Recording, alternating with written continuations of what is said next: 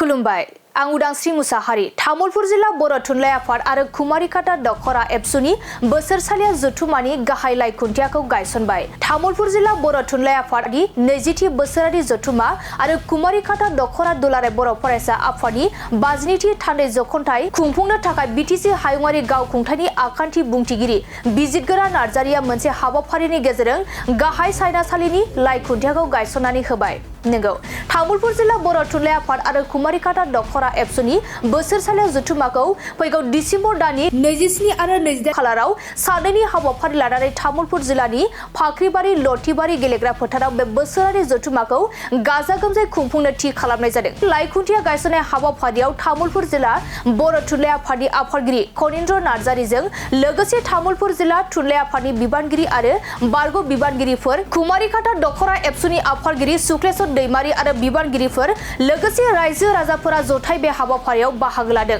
तामुलपुर जिल्ला बर' थुनलाइ आफादनि 20थि बोसोरारि जथुमा आरो कुमारिकाटा दख'रा एबसुनि 52थि थान्दै जख'न्थाइखौ फरायसाफोरनि गेजेराव थुनलाइयारि बादायलायनाय, गोलाव खारनाय बादायलायनाय बायदिजों लोगोसेनो रायजोफोरनि गेजेराव सांग्रांथि लाबोनाय थांखिजों गाजा गोमजायै खुंनो थि खालामनाय जादों होनना मिथिहोयो बानजाय आफादनि मासिगिरि कमलेश्वर बसुमतारिया।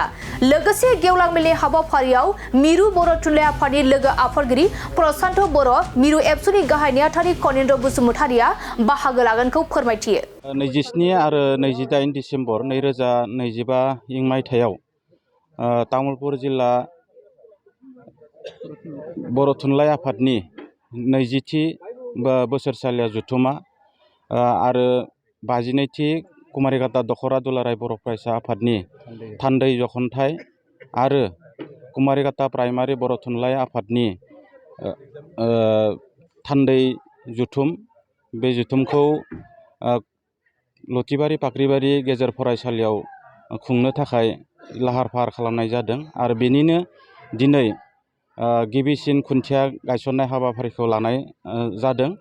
दा बे जथुमायाव माखासे बर' थुनलाइ आफादनि माखासे हाबाफारि आरो दुलाराय बर' फरायसा आफादनि माखासे हाबाफारिखौ लानानै जे साननैनि हाबाफारि, बे साननैनि हाबाफारिखौ गाजा गोमजायै खुंनो थाखाय लाहार फाहार खालामनाय जादों। बे जथुमायाव गाहाय आलासि महरै बर' थुनलाइ आफादनि लेङाइ आफादगिरि लोगोसे दुलाराय बर' फरायसा आफादनि गाहाय नेहाथारि बिथांमोना बे जथुमायाव गेवलां मेलाव बाहागो लागोन आरो बे मेलखौ जाफुंसार होनायाव बयनिबो हेफाजाबखौ आरसिनिफ्राय जों खावलायनाय जादों।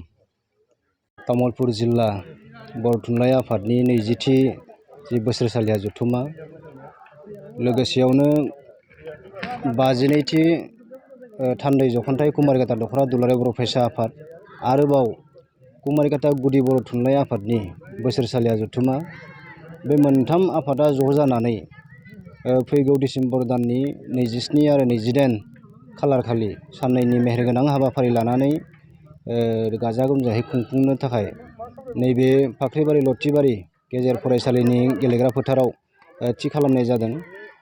बेनिनो दिनै गोथार मोनसे हाबाफारि, खुन्थिया गायनाय हाबाफारि। बे खुन्थिया गायनाय हाबाफारियाव दिनै गायसनगिरि हिसाबै दरंगाजुलि बियाबनि मानिजाथाव MCLA आरो बिटिसिनि डिपुटि स्पिकार मानिजाथाव बिजितगोरा नार्जारि सारा बाहागो लादों।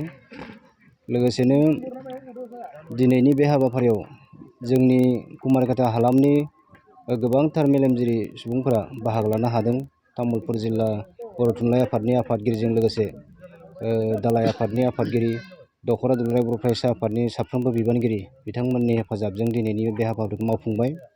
फैबाय थानाय बे गाजा गोमजा खुंनो लानाय साननैनि हाबाफारियाव जोङो थुनलाइयारि बादायलायनाय, बेजों लोगोसेनो जोंनि गेवलां मेलाव गाहाय आलासि महरै बर' थुनलाइ आफादनि लेङाइ आफादगिरि प्रशान्त बर' बिथां, लोगोसेनो दुलाराय बर' फरायसा आफादनिफ्राय एपइन्टेड स्पिकार नि जायगा लानानै गाहाय नेहाथारि मानिजाथाव खनिन्द्र बसुमतारी सारा बाहागो लाफैगोन।